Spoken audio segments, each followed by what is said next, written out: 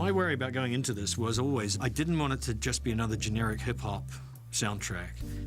That may be the popular culture of the time, but it's going to date really fast.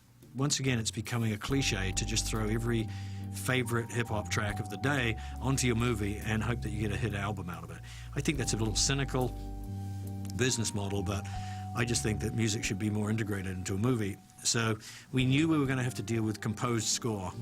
And Marco Beltrami, my composer, is the perfect guy for this because he's got a really modern, industrial type of sound.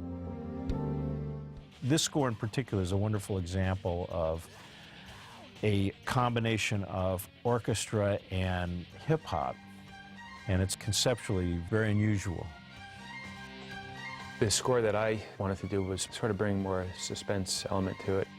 Also, to me, the movie it's a little more tongue-in-cheek, and I thought it'd be fun to introduce sort of almost like a little bit of a 70s flair to it.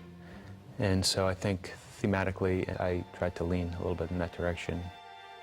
I did come up against a roadblock of my own making. If you're going to put pop culture figures like Ice Cube and Exhibit in a movie, and you're going to set it in Washington, D.C., an East Coast urban enclave, very, very black enclave, you can't avoid dealing with what is the subculture of black music at the moment. Whatever it is, hip-hop, rap, its fusions are at the moment.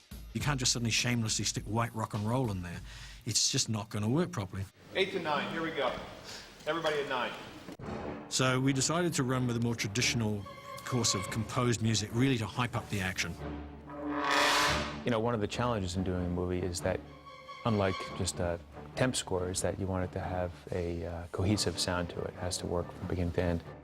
Also, there's a continuity with the orchestration and little motives that you hear throughout the suspense stuff and throughout the action scenes. And so as the movie goes on, that you can tell that it's all part of one project.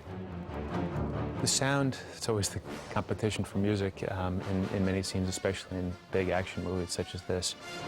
As I work on these type of movies, I get more and more aware of having the sound work with the music as opposed to being something that you fight. In this case, the sound guys came, we sort of spotted some areas that were both big music and sound areas and talked about what they would be doing, what I would be doing.